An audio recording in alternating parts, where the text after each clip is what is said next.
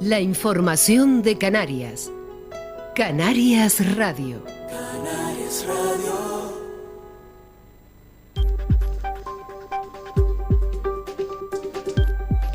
La entrevista. Miguel Guedes. Buenos días, tiempo para reflexionar sobre personas refugiadas y acerca de la inmigración.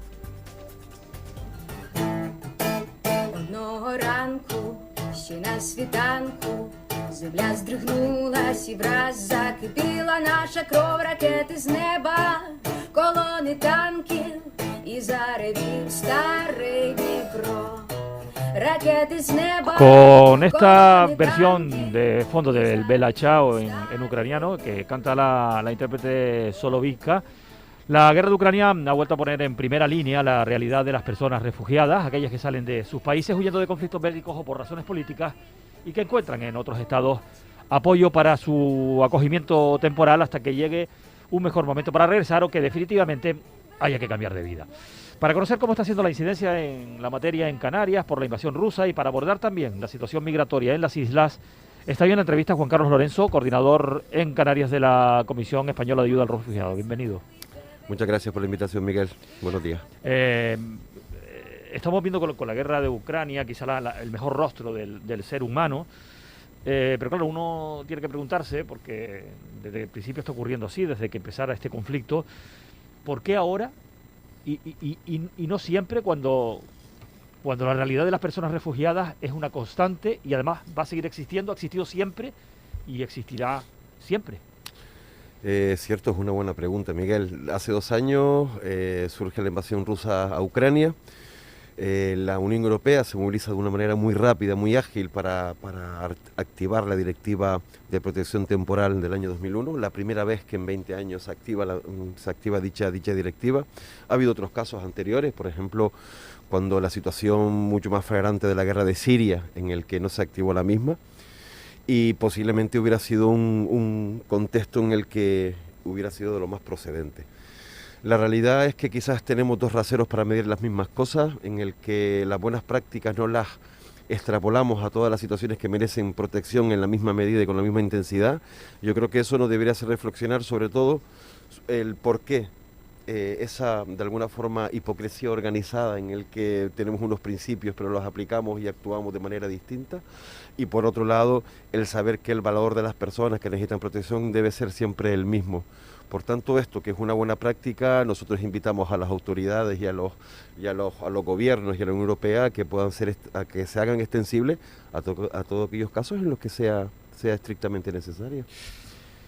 ¿Cuál es la cifra de personas refugiadas de Ucrania que hay en estos momentos en Canarias? Se lo pregunto esto porque no sé si realmente SEAR tiene el control exhaustivo de lo que está ocurriendo. No lo digo como crítica, pero sí hay una realidad, es decir, se está produciendo llegadas de personas por iniciativas de organizaciones, solidarias o no gubernamentales o también clubes sociales incluso que están participando.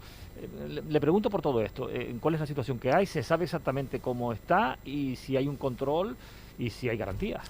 Nosotros es verdad que no podemos o que no conocemos el número exacto de todas las personas ucranianas que ya estaban o que han venido a Canarias en busca de un espacio seguro de protección.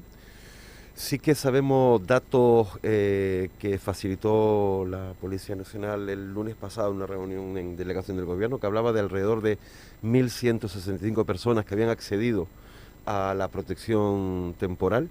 Eso significa que también hay un grupo de personas que todavía está pendiente porque las citas todavía no se han llevado a cabo. Sabemos que Cruz Roja Española en Tenerife tiene acogido a más de 600 personas, 650, más o menos por ahí. Y en el caso de SEAR estamos hablando de 100, 110 personas acogidas. También es verdad que hay un número de personas indeterminado que han venido por sus propios medios, que se encuentran en redes de apoyo, que quizás no se están visibilizando a la hora de saber cuáles son sus necesidades o de qué manera podemos intervenir con ellos. Yo creo que en las próximas semanas ese grupo se va a visibilizar. ¿Por qué?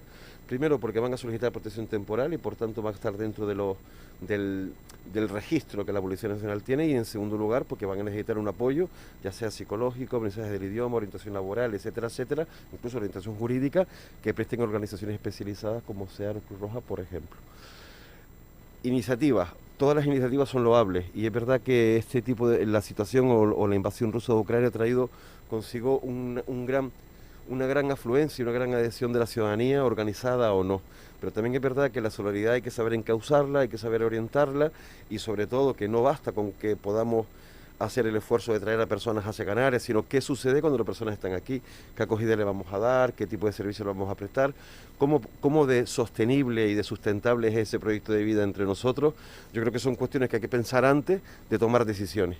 Es verdad que hay organizaciones quizás más sólidas, otras quizás menos, que están tomando ese tipo de iniciativas, pero por supuesto nosotros invitamos a que toda la solidaridad sea no voluntarista, sino bien organizada para que la misma pueda ser sostenible, si no va a ser muy difícil, generas un problema más que una solución.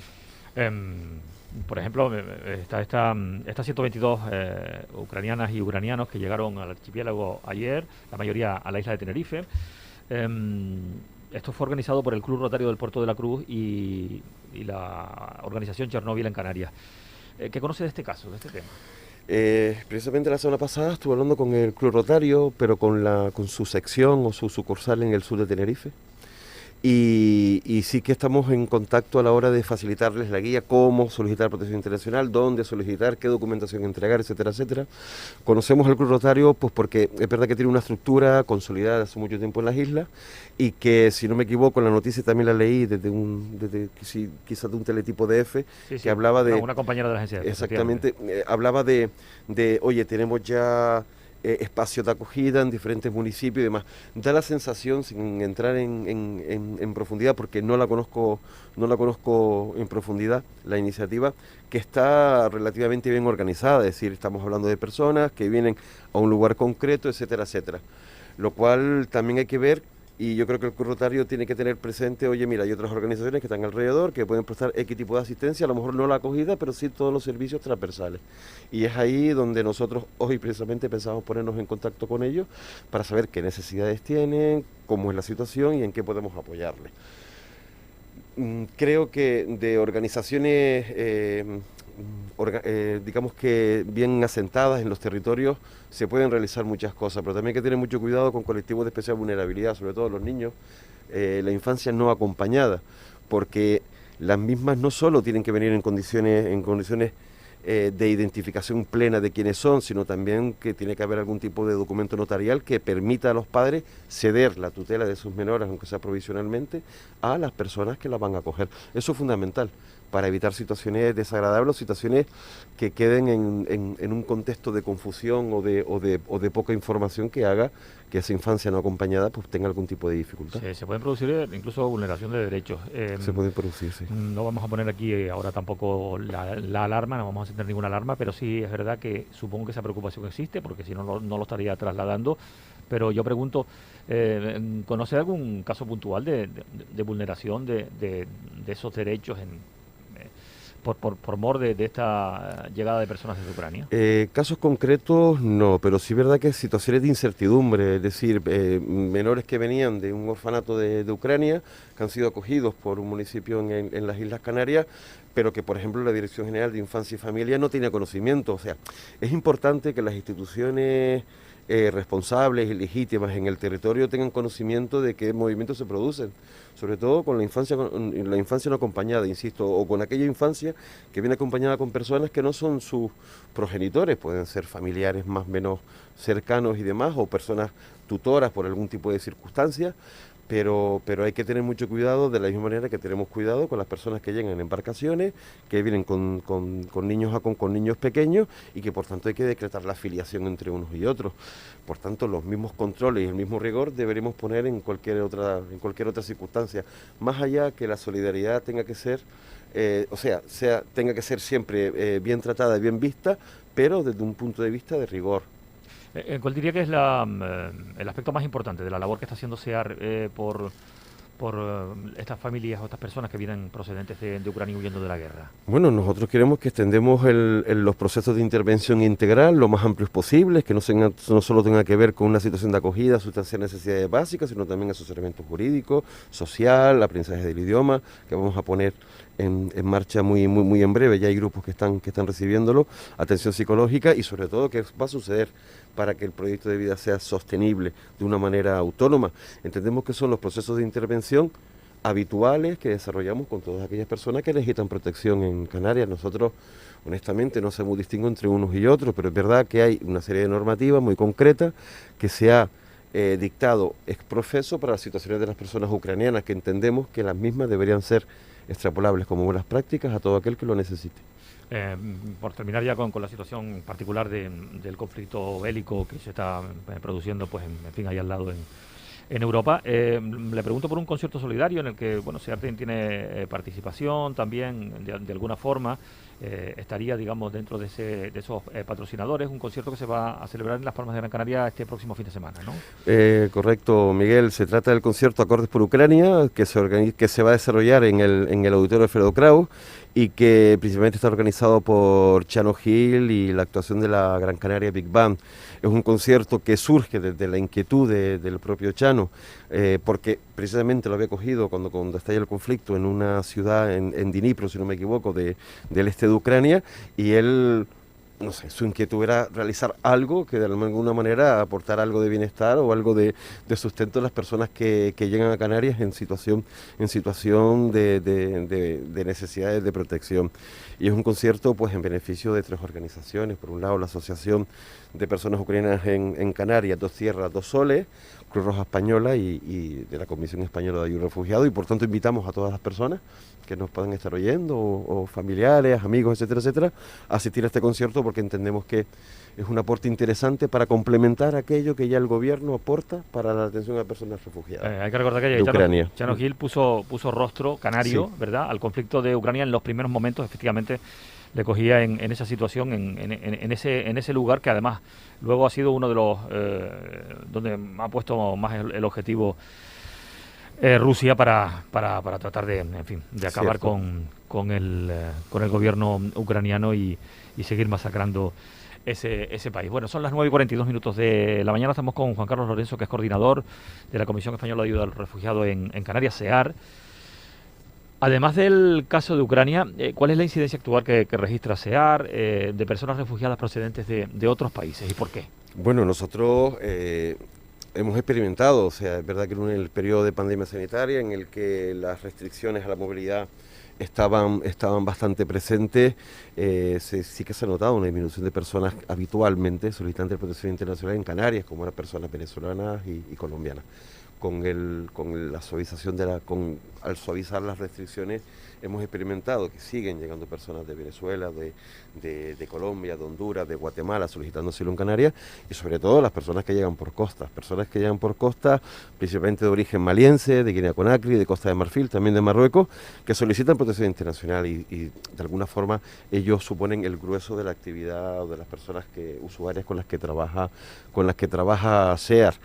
Es verdad que el año pasado, pues digamos que trabajamos en general creo que fueron con 4.800 personas, ya sean solicitantes de asilo y personas en el marco de la extranjería como inmigrantes vulnerables, y digamos que ese es el grueso de trabajo que desarrollamos, desde un itinerario siempre muy integral, en el que no solo pretende resolver las necesidades básicas, sino capacitar a las personas, proveer una serie de servicios transversales que de alguna forma estabilicen, equilibren tanto emocionalmente como materialmente su estancia entre nosotros.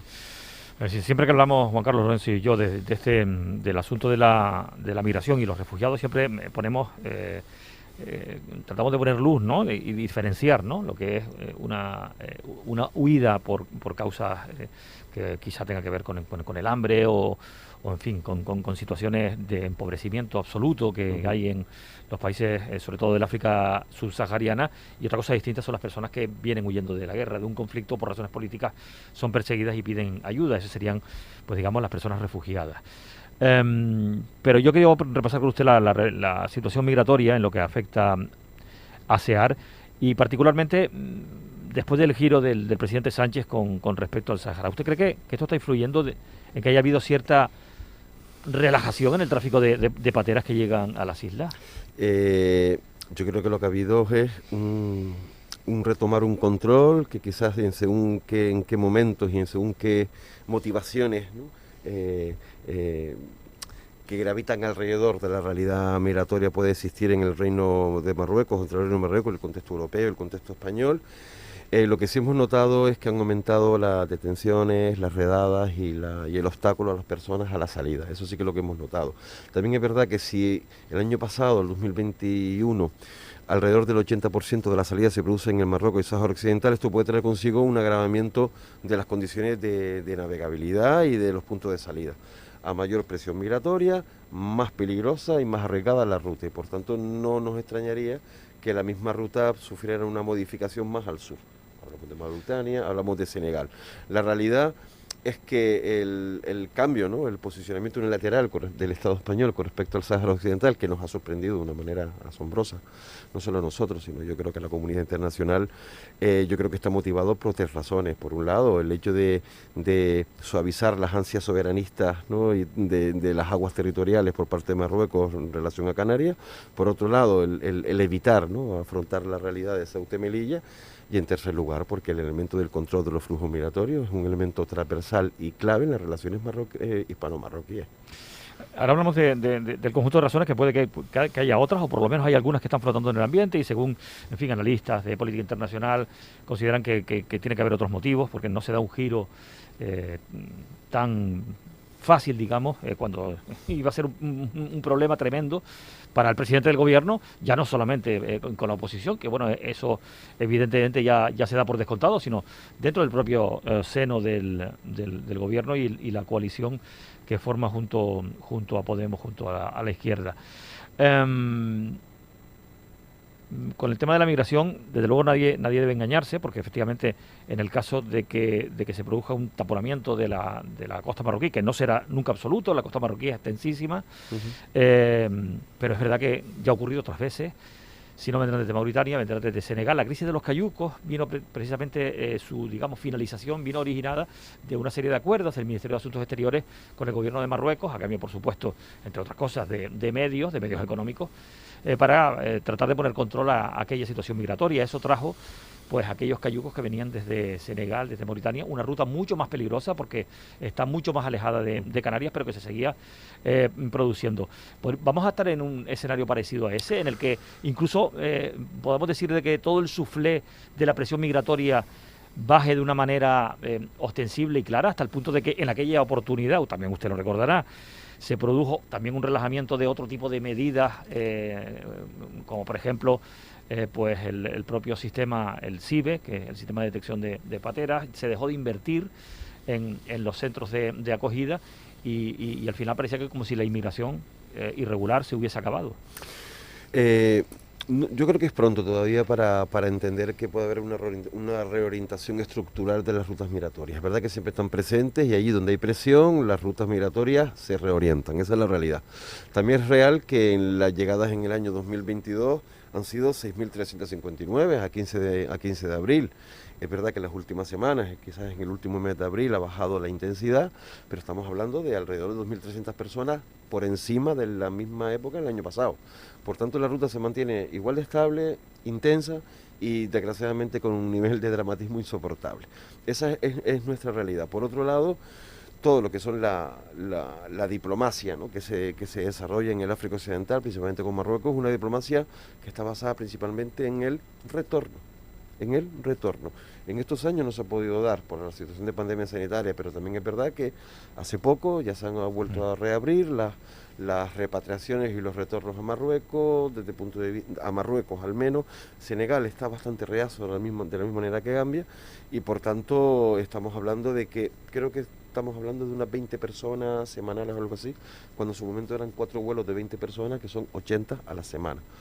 Vamos a ver cómo evoluciona. La verdad que nosotros entendemos que las repatriaciones forman parte de la política migratoria y también entendemos que es un elemento de fracaso de las políticas de movilidad humana, y al menos las repatriaciones que se produzcan se realicen con las máximas garantías, que parece ser que hay ciertos cuestionamientos con respecto a ese asunto. Efectivamente, las repatriaciones se han reactivado con Marruecos. ¿Qué horizonte atisba en este sentido? Dice que todavía, en fin, podemos estar en un cierto ambiente de incertidumbre sobre qué puede ocurrir, pero independientemente de lo que pueda ocurrir con otros países, pero en el caso de Marruecos en concreto, sí atisba un horizonte digamos en positivo, no para las personas que lógicamente lo que quieren es salir de allí, pero sí por lo menos para que esa presión pues termine, y quizá ese famoso efecto llamada, discutible eso del efecto llamada, es decir, ya suficiente llamada tienen las personas que lo están pasando mal para salir de sus países a costa de lo que sea, como ya hemos podido comprobar, pero en cuanto a eso, ¿no? En cuanto a que si hay un fracaso en el viaje porque se vuelve, si esto al final pues será en positivo en cuanto a la presión migratoria. Bueno, en cualquier caso, si nosotros limitamos la alternativa a la realidad de los flujos migratorios regulares al retorno, creo que nos equivocamos. No es ninguna solución, es una medida muy, muy parcial y que no afronta en realidad las situaciones de vulnerabilidad que hace que las personas se desplacen forzadamente. Tú lo señalabas antes, estamos hablando de situaciones de falta de horizonte vital, de empobrecimiento absoluto, también desde aún hoy de las consecuencias y la ruina económica generada por la pandemia sanitaria, y por otro lado también la acción de las propias empresas occidentales en la acaparación de los recursos tanto terrestres como marinos de los pueblos empobrecidos de África, del África Occidental en este caso. Esa es una realidad, y después hay otra realidad, y la realidad de los conflictos bélicos que existen en África, y otro tipo de motivos que hacen que las personas se desplacen de manera forzada. El conflicto de Mali es recrudecido en otros países como Guinea-Conakry, Costa de Marfil, en Burkina Faso. Son situaciones que están generando que las personas huyan, y por tanto de alguna forma el apostar todo lo que es la política migratoria a la contención y al retorno es una visión excesivamente reduccionista y miope de lo que es la realidad estructural de las migraciones. Es algo mucho más amplio, y en cualquier caso, si no inviertes en bienestar, no inviertes en desarrollo en los países empobrecidos, estás abocado a que la estructura de las migraciones siga siendo la que es. Precisamente ya que habla de esos conflictos, ¿no? Burkina Faso y Mali especialmente, le pregunto por la situación de inestabilidad en el Sahel. Ya le decía antes que hay, en fin, otra serie de analistas de política internacional que quieren buscar, pues en fin, otras motivaciones para que se produjera ese giro del gobierno de España con respecto a sus relaciones con Marruecos, pues con el Sáhara como, en fin, como excusa, ¿no? El cambiar, digamos, de alguna forma cuál es la idiosincrasia que se mantenía pues hasta este momento. La situación de inestabilidad en el Sahel, con un fortalecimiento del terrorismo, también es uno de los elementos, como estaba diciendo, que fuerzan la migración y la salida de personas refugiadas. ¿Le consta que ha habido un empeoramiento, por lo que usted sabe? Sí, o sea, personas que se encuentran en el territorio, otros periodistas que desarrollan su labor profesional en el territorio, y también información de organizaciones del mismo, nos dicen que la situación en el Sahel se ha recrudecido, no solo por el hecho de que el terrorismo yihadista pueda tener una mayor presencia, una mayor amplitud, ¿no? en su incidencia, sino sobre todo por las decisiones que se están tomando también desde los propios gobiernos a la hora de atajar digamos que el riesgo, el peligro terrorista. Hasta hace poco, creo que un mes o algo así, nos informaron o se difundió el hecho de que 200 personas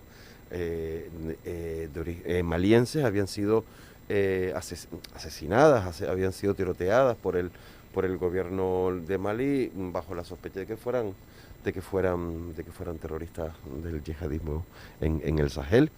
No sé, son situaciones que no se habían producido antes. El nivel de impunidad, el nivel de violencia se está incrementando, y eso hace consigo que en un país como Mali ya no solo el conflicto haya quedado reducido a la parte del norte, sino es un conflicto que se extiende por todo el país. Entonces son realidades que hay que afrontar también desde la protección y desde la seguridad. Si seguimos en la misma tesitura de no abrir posibilidades de vías legales y seguras, la gente se seguirá jugando la vida en el mar, y le dará igual que las rutas del sur de Marruecos o del Sáhara Occidental puedan estar más o menos controladas o vedadas, porque buscarán siempre un resquicio para poder salir. Esa es la realidad, y es una realidad que no terminamos de asimilar. No terminamos de asimilar que la gente se desplaza no porque quiere, sino porque no tiene otra opción, por un lado. Y por otro lado, no terminamos de asimilar que si no contribuimos a la pacificación de los estados y a generar bienestar en los mismos, seguiremos experimentando las mismas consecuencias lesivas, no para la sociedad acogida, sino principalmente para las personas que llegan. ¿Qué credibilidad le da a que el giro español sobre el Sáhara haya estado influido por una presunta presión de Estados Unidos relacionada precisamente con eso, ¿no? Con la seguridad internacional, con la inestabilidad del Sahel como telón de fondo. No lo sé, Miguel. Entiendo que las manifestaciones que ya se hacía desde la administración Trump, reconociendo prácticamente también la posibilidad de una visión autonomista del Sáhara Occidental dentro del contexto del Estado marroquí, ha sido reproducida también en cierta medida por estados como Francia y estados como Alemania. Yo creo que España de alguna manera se ha sumado a la misma dinámica, contraria a las resoluciones de Naciones Unidas que hablan del ejercicio del derecho de autodeterminación, que para nosotros es la normativa o la manifestación de los estados preeminente y legítimas, no decisiones unilaterales por parte de ellos. Eso por un lado, pero por otro, España también tiene elementos muy concretos y la Unión Europea muy concretos con respecto a Marruecos. Ya no solo tiene que ver con el control del yihadismo, del terrorismo yihadista, sino también con respecto a esas ansias soberanistas que Marruecos ha desplegado cada vez que quiere negociar un acuerdo económico, un acuerdo comercial de cualquier tipo. Las personas no le importan demasiado y por tanto el control con mayor o menor latitud de los flujos migratorios hace que sean para ellos una especie de moneda de cambio intolerable. Ya pasó en Ceuta, ha pasado en Canarias y yo creo que ha pasado en determinadas épocas dentro de estos décadas, ¿no?, de flujos migratorios desde el África, desde el Magreb, desde Marruecos hacia España por el estrecho y hacia Canarias a través del Atlántico. Se plantea, volviendo ya y centrándonos directamente en el Sáhara, que los nuevos refugiados, las nuevas personas refugiadas, en un momento dado, si continúa adelante ese giro, que ya no solamente sería por una posición diplomática de España con respecto a sus relaciones con Marruecos, sino que incluso obtendría el respaldo de la propia Unión Europea, naturalmente de Francia, por supuesto, por razones estratégicas e históricas de ese país. Contempla que se pueda producir, en fin, una llegada de muchas personas procedentes del Sáhara a Canarias en calidad de refugiadas. Bueno, la presión militar y policial que desarrolla Marruecos en el Sáhara Occidental, principalmente ciudades como el Aaiún, son brutales, y son brutales no ahora, con respecto a un cambio de posición del Estado español con respecto al Sáhara Occidental, sino históricamente lo son. Otra cosa es que se puedan recrudecer y eso pueda traer consigo que más personas, militantes, activistas sociales y políticos en el Sáhara puedan venir, pero históricamente se ha producido. Todos los años recibimos X número de personas de origen saharaui, que muchos de ellos vienen por motivaciones de índole política y persecución política. También es verdad que la protección que el Estado español dispensa con respecto a las personas que solicitan asilo por ese motivo del Sáhara Occidental es mínima, pero mínima.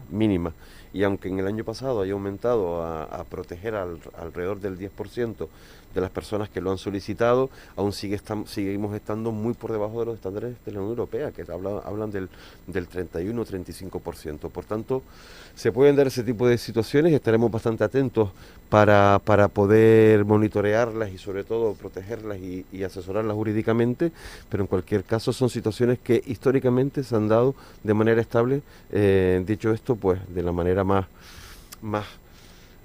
solvente y sobre todo desde el punto de vista de que es una desgracia que se produzcan ese tipo de situaciones, que personas de origen saharaui tengan que salir de su país por su activismo. En el último mes no se ha producido ninguna llegada de personas que haya pedido acogida desde procedentes del Sáhara, supongo. No tenemos constancia de ello. Juan Carlos Lorenzo, coordinador de la Comisión Española de Ayuda al Refugiado en el archipiélago canario. Muchas gracias por venir a la radio pública a contar, pues en fin, sobre todo lo que tiene que ver con las consecuencias de esa guerra de Ucrania, esa invasión rusa, lo que está trayendo, pues en fin, para su organización, la organización que usted representa, y también para esas personas y por haber compartido también sus reflexiones acerca de la situación migratoria en la isla. Gracias por venir, como siempre. Gracias a ustedes por la invitación. Un abrazo, Miguel. Buenos días. Buenos días. І байрактари за Україну б'ють у сну.